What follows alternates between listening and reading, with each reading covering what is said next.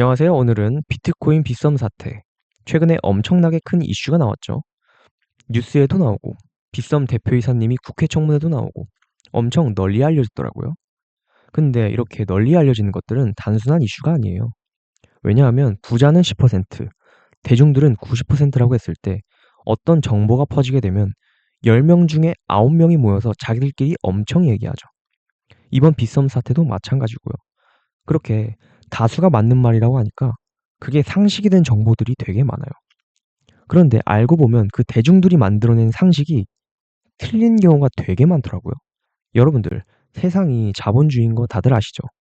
근데 그 대중들이 만들어낸 상식의 틀에서 벗어날수록 그냥 자본주의가 아니라 자본주의가 어떻게 돌아가는지, 이렇게까지 대중들을 이용해서 돈을 버는구나, 이걸 점차 알게 되실 거예요. 아무튼 여러분들, 이번 이슈가 뭐예요? 호재예요? 악재예요? 악재죠. 이번 비트코인 사태 댓글들을 보면 비트코인은 사기다, 이런 댓글들이 쫙 깔려 있거든요. 이미 대중들의 뇌에는 그렇게 깔려 있을 거예요. 비트코인은 사기다, 사면 안 되겠다, 이게 깔려 있을 거란 말이에요. 이번 이슈로 인해서. 여러분들, 제가 악재는 언제 나온다고 했어요? 제가 비트코인이든 주식이든 미래에 대한 가치가 있는 것들은 어떻게 움직인다 했어요.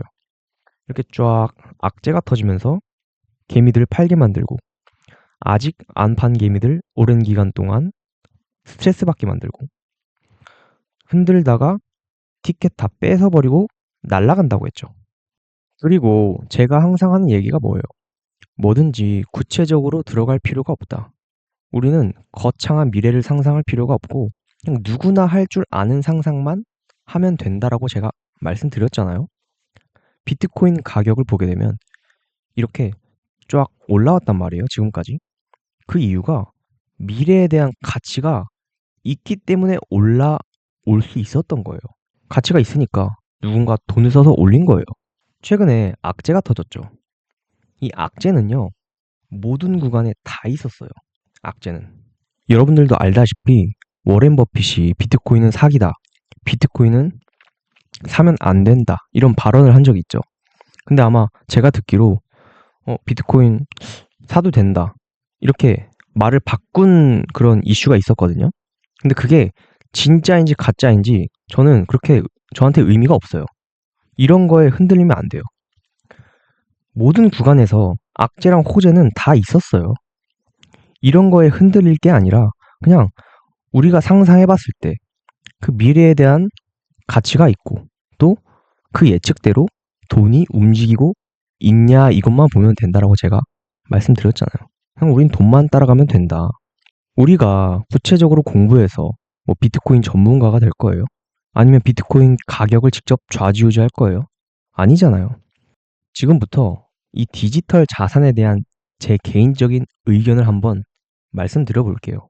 제가 어떤 상상을 하고 있는지. 첫 번째로 인간 시대의 문명 순서인데요.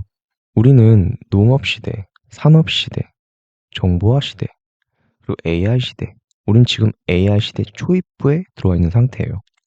근데 이 시대의 흐름을 자세히 보게 되면 바깥에서 일하고 있는 게 점점 사라지고 있다. 그 이유는 인간은 효율적인 걸 원합니다. 효율적으로 살기 위해서 기술의 발전이 있을 수밖에 없는 거예요. 옛날처럼 바깥에서 일했을 때는 사람들이 화폐를 직접 들고 다니면서 거래를 했죠. 근데 점점 바깥에서 일하고 있는 게 사라지고 있다 보니까 카드가 생기게 되고, 그 카드를 디지털에 연결시켜서 집에서 온라인으로 결제하게 되고, 이렇게 점점 트렌드가 바뀌고 있단 말이에요.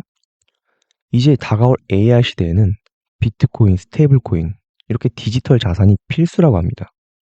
시대의 흐름이 글로 가고 있다고요. 또 그에 따라 돈도 같이 흘러가고 있다고요. 그쪽으로. 돈도. 두 번째로 비트코인은 반감기라는 것이 있는데요. 비트코인은 반감기 이후 1년에서 1년 6개월 사이에 고점을 찍고, 그 이후로 하락이 찾아오는 반감기 패턴이 있어요. 반감기는 날짜가 정해져 있는데 1차 반감기 이후에 1년에서 1년 6개월 안에 고점을 찍고 조정이 오죠. 다시 2차 반감기 이후에 1년에서 1년 6개월 안에 고점을 찍고 다시 조정이 옵니다. 3차도 똑같았고 4차도 똑같았어요. 만약 이 반감기 패턴이 똑같이 지속된다면 5차 반감기의 날짜는 2028년 4월 17일인데 그 전까지 조정이 오겠죠. 그리고 2028년 4월 17일 이후에 1년에서 1년 6개월 동안 오르겠죠. 이렇게 반복적인 패턴이 있었기에 2028년 이후에 비트코인의 흐름도 예측해 볼 수 있는 거예요. 세 번째는 비트코인이 로그 함수처럼 움직인다는 건데요. 반감기마다 점점 올라가는 폭이 줄어들고 있죠. 즉, 수익률이 낮아지고 있는 거예요. 1차 반감기 이후에는 1년 안에 8,000%가 올랐고, 2차 반감기 이후에는 1년 6개월 안에 2,800%가 올랐고, 3차 반감기 이후에는 500%, 4차 반감기 이후에는 100%밖에 안 올랐어요. 저는 수학이랑 거리는 먼데 수학 잘하시는 분들은 더 잘 아실 거예요. 상승폭은 줄어들고 있지만 이게 무한으로 올라간다는 걸요. 여러분들은 두 번째, 세 번째 근거를 듣고 그럼 그 패턴이 깨지면 어떡하죠? 이렇게 의문을 가지실 수 있어요. 비트코인이든 주식이든 반복적인 패턴은 모두 가지고 있거든요. 그러면 여러분들이 직접 내 돈을 넣을 때 반복적인 패턴에 투자하시겠어요? 아니면 반복적인 패턴이 깨지는 것에 투자하시겠어요? 저는 반복적인 패턴에 투자할게요. 투자 말고도 역사적으로 반복되어 왔던 것은 쉽게 무시하면 안 돼요. 만약 그 반복적인 패턴이 깨지게 되면 그때 대응을 하면 되는 거예요. 그래서 제가 투자할 때 항상 손절가라는 걸 말씀드리는 이유가 이 반복적인 패턴이 깨졌을 때 그때 대응을 하기 위해서 제가 항상 손절가라는 걸 얘기해 드리는 거예요. 네 번째로 이번엔 스테이블 코인 관련된 기업인데요. 제가 주식 차트 엄청 중요하다고 했잖아요. 주식 차트가 먼저 움직이고 그 뒤에 이슈들이 뜬다고 제가 여러 번 말씀드렸잖아요. 제가 주식의 매력을 느끼는 이유는 스테이블 코인이 법적으로 제도화가 될지 안 될지는 저도 정확히 몰라요. 근데 저처럼 이 스테이블 코인 관련 기업 차트에서 세력들이 돈을 쓴 그 움직임을 볼 수 있으면 앞으로 스테이블 코인이 제도화가 될지 안 될지 어느 정도는 확률 높은 쪽으로 예측을 할 수 있다는 점이에요. 다날이라는 이 스테이블 코인 관련 기업 차트 분석 한번 해볼게요. 우선 제가 항상 얘기하는 거 뭐 있죠? 가치가 있는 것들은 어떻게 움직인다? 이렇게 흔들다가 올라간다고 했죠. 악재가 터져서, 그쵸? 그러면은 여기도 똑같잖아, 지금. 이렇게 흘러서 흔들다가 언제 갈지 모르지만 이렇게 될 수도 있죠. 이렇게 떨어질 수도 있어요. 여러분들이 이 스테이블 코인이 가치가 있다라고 느껴진다. 그러면은 언제 샀어야 됐다고요? 여기서 악재가 터지고 천천히 모아가는 거라고 했잖아요. 이때 구체적으로는 이 빨간색, 검은색, 초록색 선 보이시죠? 이 두꺼운 선 밑에 있을 때 이 봉들이 제가 이걸 봉이라고 말했잖아요. 이 봉들이 이 두꺼운 선 밑에 있을 때 딱 이 구간에 이때 사는 게 싸게 잘 사는 거라고 제가 말씀드렸잖아요. 근데 그 기간이 이미 지났죠. 그러면 이젠 이건 못 사는 거 아니냐? 아닙니다. 올라가서도 지금 흔드는 구간이라고 했잖아요. 최대한 여기서도 싸게 잘 잡을 수 있는 방법이 있어요. 자, 보시게 되면 개미들은 언제 산다 했어요? 비쌀 때 산다 했죠. 비쌀 때. 그럼 여기서 비쌀 때가 언제예요? 이렇게 올라간 게 코로나 때문에 올라간 거거든요. 코로나 이후에 폭등한 거예요. 근데 개미들은 비쌀 때 사잖아요. 그러면 여기서 사겠죠. 이쯤에서 샀겠죠. 이쯤에서 샀겠죠. 비쌀 때 샀단 말이에요. 그러면 지금 여기 가격을 지금 못 넘고 있잖아요.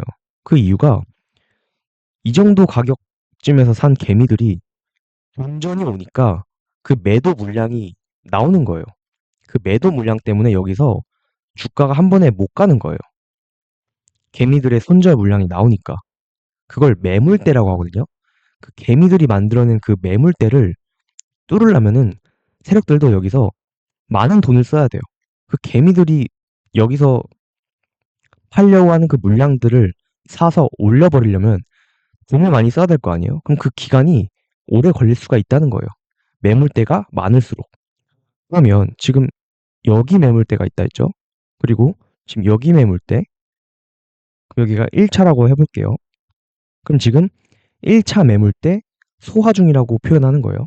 그 여기가 2차 매물대고요. 그러면 우리가 앞으로 이렇게 올라간다고 했을 때 2차 매물대 이쯤에서도 또 소화 기간이 있겠죠. 그쵸? 그러면 여기서 2차 매물대도 소화해야 되니까 스테이블 코인이 법적으로 제도화하려면 시간이 좀 걸리겠구나. 이것도 알 수 있어요. 왜냐? 이 매물대들 때문에.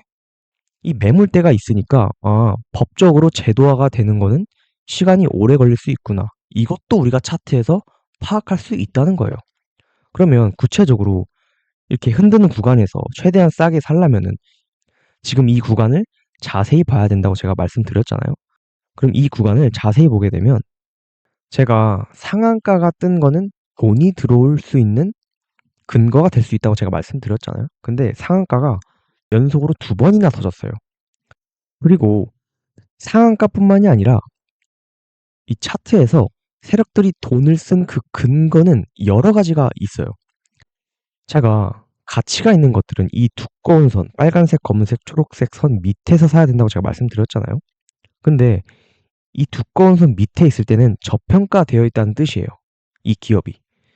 근데 저평가되어 있던 기업이 이 두꺼운 선 3개를 뚫었다. 그러면은 세력들이 돈을 썼다라는 의미가 될 수 있어요. 지금 보시게 되면 이 봉들이 이 두꺼운 선 3개를 다 뚫었죠. 그럼 근거 하나가 될 수 있어요. 그러면 세력들이 돈을 썼다라는 근거 하나, 거기다가 상한가 한 방, 두 방. 그러면은 제가 말한 대로 세력들이 돈을 쓴 확률이 더 높아지게 되는 거예요. 평소보다도. 근거가 여러 개니까. 세력들이 돈을 쓸 때는 이렇게 뒤에 흔적이 남아요. 우리는 그 흔적만 쫓아가면 돼요. 그러면 제가 상한가가 터지면은 그, 그 상한가가 진짜인지 가짜인지 그 테스트를 해야 된다고 했잖아요. 근데 테스트를 하지도 않고 그냥 올려버렸죠. 그쵸? 우리에게 이 주식을 살 기회를 주지도 않는 거야. 이렇게 쭉 흘러보냈죠. 아직 살 타점이 없어요. 근데 다시 또 상한가가 터졌죠, 최근에. 그러면은 이 상한가가 진짜인지 가짜인지 또 테스트하는 기간이 올지 안 올지 모르겠지만 그 기간을 기다려야 되는 거예요.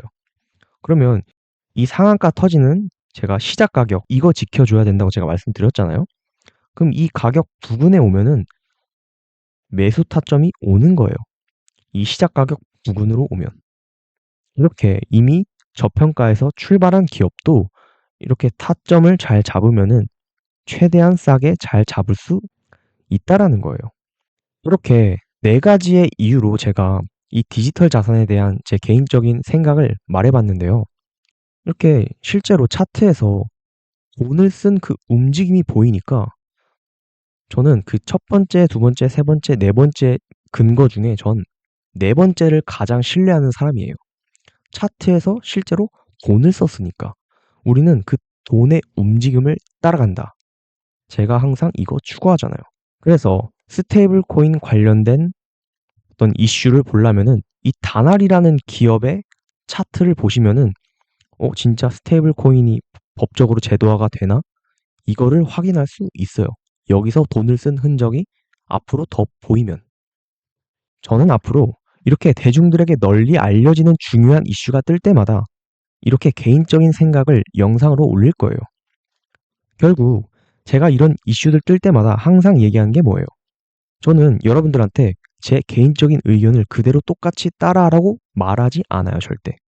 그냥 저처럼 누구나 할 수 있는 그 작은 예측들을 여러분들이 스스로 해야 된다는 거예요. 그리고 그 과정에서 이런 큰 악재나 호재에 휘둘리지 말자는 거예요. 왜냐? 악재나 호재는 항상 있다고 제가 말씀드렸잖아요. 우리는 뭐다?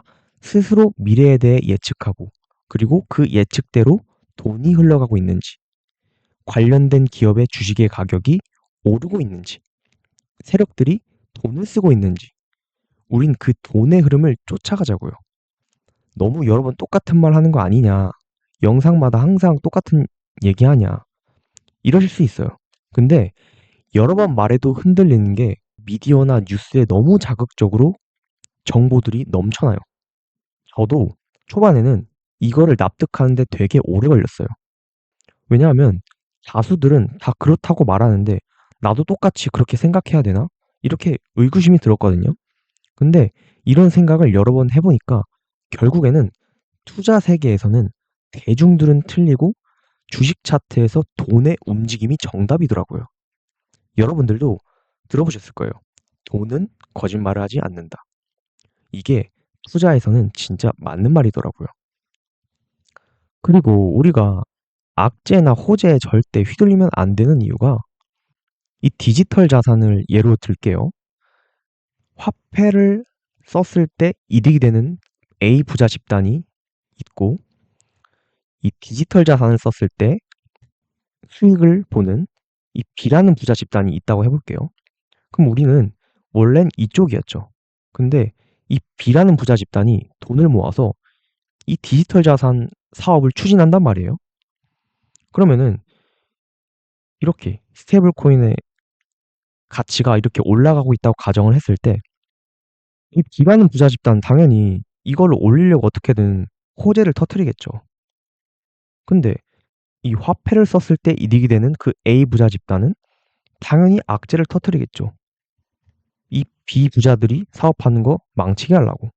그래서 우리가 보이지 않는 그 부자들끼리 싸움이 있는 거예요.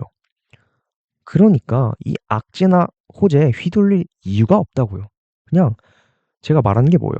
그냥 우리가 그냥 가치가 있는지 스스로 생각할 줄 아는 그 능력이 엄청나게 중요하다.